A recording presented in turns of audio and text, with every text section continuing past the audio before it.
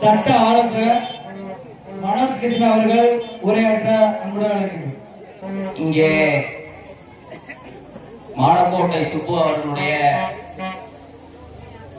படுகொலைக்கு நீதி கேட்டு கூடியிருக்கக்கூடிய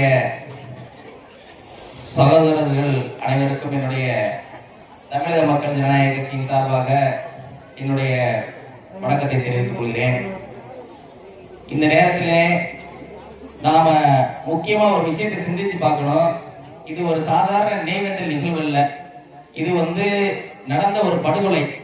எதற்கு எதிரான படுகொலை அப்படின்னு பார்த்தோம்னா, அதிகாரத்துல நம்ம உட்கார்ந்தோம் அப்படின்னு சொன்னாக்க அந்த நேரத்துலதான் இந்த பிரச்சனைகள் ஏற்படுது. தமிழ்நாட்டுல எல்லா ஊர்லயும் எல்லா சாதிகளும் ஒன்னாதான் இருக்கிறாங்க, ஒன்னாதான் போறாங்க, வயல்ல உழுதுறாங்க, ஒன்னா படிக்க காலேஜில் போறாங்க, ஒன்னா படிக்க ஸ்கூலுக்கு போறாங்க, ஒன்னா ஒரே கம்பெனியில வேலைக்கு போறாங்க. என்னைக்கு நம்ம அதிகாரத்துக்கு வர்றோமோ, என்னைக்கு ஒரு கவுன்சிலர் ஆகிறோமோ, என்னைக்கு ஒரு சேர்மன் ஆகிறோமோ, என்னைக்கு ஒரு எம்எல்ஏ ஆகிறோமோ, என்னைக்கு ஒரு எம்பி ஆகிறோமோ, ஏன் நான் ஆகக்கூடாது அப்படின்னு கேட்கும் போதுதான் ஆதிக்க கும்பல் நம்மளை கொலை செய்யக்கூடிய எல்லை வரைக்கும் போறாங்க. ஒரு கும்பல் இருந்துச்சு ஆரம்ப காலகட்டத்துல, நாங்க தான் பாண்டியர் சொல்லிட்டு இருந்தாங்க. தேவேந்திர வேளாளர் சமுதாயத்துல ஊருக்கு நாங்க தான் பாண்டியர் சொல்லி திருப்பி அடிக்க ஆரம்பிச்சதோட விளைவு இன்னைக்கு பாண்டியர்னா எங்களுக்கு யாருன்னே தெரியாதுன்னு சொல்ற அளவுக்கு அந்த கும்பல் வந்துருச்சு. அப்படியாக இருக்கக்கூடிய சூழ்நிலையில அதிகாரத்தை அன்றைக்கு நாங்க தான் வச்சிருந்தோம், இன்றைக்கு நாங்க தான் வச்சிருக்கோம் அப்படிங்கிற ஒரு நிலைப்பாட்டை அந்த கும்பல் இருக்குது.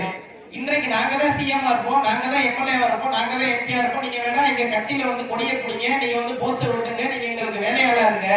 அன்றைய காலகட்டத்துல இந்த வயல்ல உங்களுடைய சமூக மக்கள் நிலம் எங்களுக்கு சொந்தமா இருக்கும், நீங்க வேணா உழுதுக்கலாம் அப்படின்னு சொன்னாங்க. இன்றைய காலகட்டத்துல கட்சி எங்களுக்கு சொந்தமா இருக்கும், நீங்க வேணா உறுப்பினரா இருக்குன்னு சொல்றாங்க. இது ரெண்டுக்கும் எந்த வேறுபாடும் இல்லை. அன்பு தோழர்களே, சகோதரர்களே, நீங்க ஒரு விஷயத்தை சிந்திக்கணும். என்ன அப்படின்னா, ஆட்சி நம்ம ஆளணும். இந்த நாட்டுல மறைந்த தலைவர் ஆம்ஸ்டாங் அவர்கள் அடிக்கடி சொல்லுவாரு, இந்த நாட்டுல நாம ஏன் ஆட்சி ஆளக்கூடாது? இந்த மண்ணின் மைந்தர்களாகி பூர்வ குடிகள் யாரு? இந்த மண்ணில் இருக்கக்கூடிய வெளியில இருந்து வந்தவர்கள். உதாரணத்துக்கு சொல்லணும்னா, சென்னை போன்ற மாநகரத்துல Reddiar hotel, Naidu restaurant, Andhra mess எல்லாம் பேர் வைக்கிறார். இன்று வரை ஒரு பறையர் ஹோட்டல் என்றோ, ஒரு பல்லர் டீ கடை என்றோ, தேவேந்திர மெடிக்கல் என்றோ கூட இந்த ஊர்ல வைக்க முடியக்கூடிய சூழ்நிலை உருவாகல. எதனால உருவாகல அப்படின்னு பார்த்தோம்னா, சாதிய தீண்டாமை எங்க ஒளிஞ்சிருக்கு அப்படின்னு பார்த்தோம்னா பொருளாதாரத்துல ஒளிஞ்சிருக்கு. நம்ம சம்பாதிச்சா அவங்களுக்கு பிடிக்காது. நமக்கு முன்னாடி பேசக்கூடிய இந்த சகோதரர் சொன்னாரு, அவனை விட நம்ம நல்லா வரணும், அவனோட நம்ம நல்லா படிக்கணும். அந்த சகோதரர்களே, நான் பிடெக் இன்ஃபர்மேஷன் டெக்னாலஜி முடிச்சேன், ஐடி கம்பெனில வேலை பார்த்தேன், அவங்களோட நல்லா சம்பாதிச்சேன், அப்ப இந்த பிரச்சனை முடியல. சரி, இதோட முடியாதுன்னு சொல்லி லா முடிச்சேன், ஹைகோர்ட் பிராக்டிஸ் போட, அப்ப இந்த பிரச்சனை முடியல. சகோதரர் சொன்ன மாதிரி அவங்க வாங்கின காரை விட நம்ம நல்லா வாங்கணும்னு சொல்லி இன்னைக்கு காரைக்குடி நீதிமன்றத்திலே BMW 5 சீரிஸ் கார்ல போகக்கூடிய ஒரே ஒரு வழக்கறிஞர் நான். அதுல அம்பேத்கர் படத்தோட இருக்கக்கூடிய என்னுடைய வாகனங்கள் 6 வாகனங்களே அம்பேத்கருடைய படம் வச்சிருக்கிறேன். அப்படி இருந்தும் இந்த சாதி பிரச்சனை முடியல. அப்ப இதுக்கு என்ன முடிவு அப்படின்னு பார்த்தோம்னா, திருப்பி அடிக்காம தீர்வே வராது அப்படிங்கறத தேவேந்திர வேளாளர் சமுதாயம் செஞ்சதுதான் இதுல சரி. இந்த சமுதாயத்தின் மேல பல்வேறு குற்றச்சாட்டுகளை சுமத்துறாங்க இன்னைக்கு பல பேர். என்ன அப்படின்னு கேட்டா, எங்க போனாலும் கொலை பண்றாங்க தேவேந்திர வேளாளர் சமுதாயம், ஒரு போர்வையை பூத்துறாங்க. அதுல உண்மை என்ன என்று பார்த்தோம்னா, எல்லா கொலையுமே பதில் கொலை தான். எங்கெங்க தேவேந்திர வேளாளர் போய் ஒருத்தங்க, நீ ஏன் இந்த இடத்துல நடந்து போற, நீ ஏன் இந்த கொடி ஏற்றுன, நீ ஏன் இந்த சட்டம் போட்டுட்டு வந்த, எந்த தேவேந்திர வேளாளர் சமுதாய சகோதரர்களும் கேட்கல. அடிச்சா திருப்பி அடிக்கிறான், வெட்டினா திருப்பி வெட்டுறான், கொலை பண்ணா திருப்பி கொலை பண்றாங்க. இது எந்த வகையிலும் வன்முறையாகாது, இது ஒரு தற்காப்பு. அப்படி இருக்கும்போது இந்த விஷயத்தை செய்ய போனதுக்கு அப்புறம் மாஞ்சோலை கலவரம் நடக்கும் போது நேஷனல் SC/ST கமிஷன்ல இருந்து தமிழ்நாட்டுக்கு வர்றாங்க, ஆய்வு செய்யறாங்க. இந்த மாதிரி என்ன இந்த சமூகம், 2 சமூகங்களுக்கு இடையே இத்தனை கொலை நடந்திருக்கு. இன்றைய தினம் வரை 226 படுகொலைகள் நடந்திருக்கு. தூத்துக்குடி, திருநெல்வேலி, பரமக்குடி போன்ற தமிழ்நாடு முழுவதும் இந்த 2 சமுதாயத்துக்கு எதிராக நடந்த கொலை மட்டும் 226 படுகொலை. இந்த நேரத்துல இதை ஆய்வு செய்யறதுக்கு நேஷனல் SC/ST கமிஷன் பார்த்து சொல்றாங்க, தமிழ்நாட்டில் இருக்கக்கூடிய பட்டியல் சாதி 74 சாதியில இந்தியாவிலேயே தேவேந்திர குல வேளாளர் சமுதாயம் போல எந்த சமுதாயமும் திருப்பி அடிக்கல. இந்தியாவிலேயே இவங்க செஞ்சதை திருப்பி ரிட்டாலியேஷன். இன்றைக்கு இந்த சிவப்பு பச்சை கொடியை பார்த்த உடனே இந்த கொடியை எங்கேயாவது மூடி பாருங்க, காவல்துறை அத்தோட ஐயோ துண்ட காலத்திலேயே கணவன் டியூட்டியில நிற்பாங்க. இந்த சிவப்பு பச்சை கொடியை பார்த்த உடனே ஆண்டசாலி ஆண்ட பரம்பரை சொன்ன உடனே அந்த ஊர் பக்கமே வரமாட்டான். இந்த கொடியை ஏற்றினா அத்தோட அரசியல் கட்சிகள் இவங்க விழிப்புணர்வு அடைஞ்சிட்டாங்க அப்படின்னு நினைக்கிறாங்க.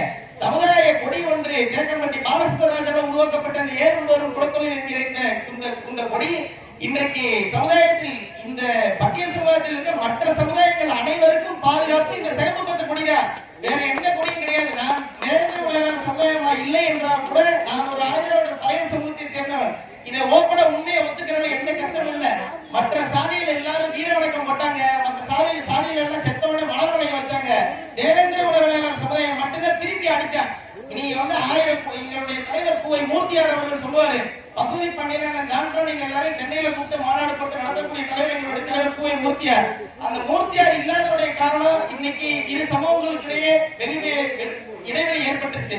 ஆனால் அன்றைக்கு தினத்துல அந்த ஜான்பாண்டியனை கூட்டி போய் தொடர்ந்து அம்பேத்கர் சிலை இன்றைக்கு வரைக்கும் மதுரவாயில் இருக்கு. நெல்லை நெப்போலியன் ஜான்பாண்டியன் அவர்கள் திறக்கப்பட்ட பூவை மூர்த்தியார் நிறுவனப்பட்ட அந்த சிலை இன்று வரை இருக்கு. நீங்க யாருனாலும் பார்க்கலாம். அப்படி இருக்கக்கூடிய சூழ்நிலையில இந்த சமுதாய திருப்பி அடிச்சு எல்லா சமுதாயத்தையும் நம்ம பாதுகாத்தோம். ஆனா இன்னைக்கு நம்ம எம்எல்ஏ ஆனோமா, எம்பி ஆனோமா, இன்னைக்கு நம்ம அரசு அதிகாரத்துக்கு நம்ம வந்தோமா அப்படின்னு கேட்டா ரொம்ப கஷ்டமான ஒரு கேள்வி. என்ன அப்படின்னா, இந்த சமூகங்கள் ஆதிதிராவிட சமூகத்தை தலைமையேற்று நடத்திய இந்த தேவேந்திர சமுதாயம் என்பது உண்மை.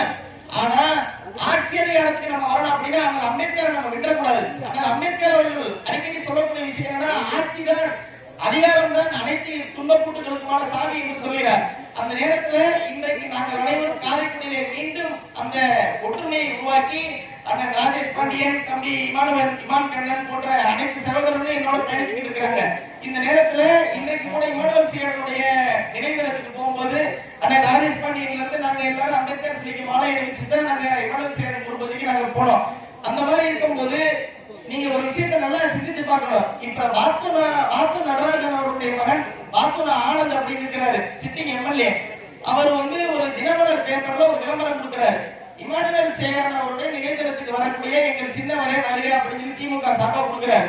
அதுல பார்த்தா அண்ணாவுடைய படம் இருக்கு, பெரியாருடைய படம் இருக்கு, கலைஞருடைய படம் இருக்கு, கீழே முக ஸ்டாலினுடைய படம் பெருசா இருக்கு, கீழே உதயநிதி ஸ்டாலினோட படம் இருக்கு. அதை பார்த்தா அதுல இமானுவேல் சேகரனுடைய படமே இல்ல. இமானுவேல் சேகரனுடைய படமே இல்லாம இமானுவேல் சேகரனுடைய நினைவுக்கு வரக்கூடிய சின்னவரை வாங்கன்னு சொன்னாங்க. நீ எஜமான நான் வந்து உனக்கு வேலையாளா, உனக்கு போஸ்டர் ஓட்டுறதுக்கும் பந்தர் போடுறதுக்கும் உனக்கு வந்து இந்த கான்ட்ராக்ட் பிடிக்கிறதுக்கும் உனக்கு வந்து தேவேந்திர சமுதாயம் வேணும். ஆனா இவருடைய சாதி வெறியை பாருங்க.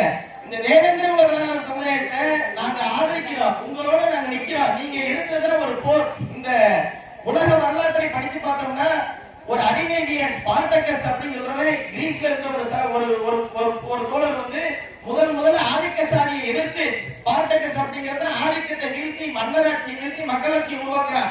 அதுக்கு இணையான ஒரு தலைவர் தமிழ்நாட்டில் இருக்கார் அப்படின்னா அது இமானுவேல் சேகரன் தான்.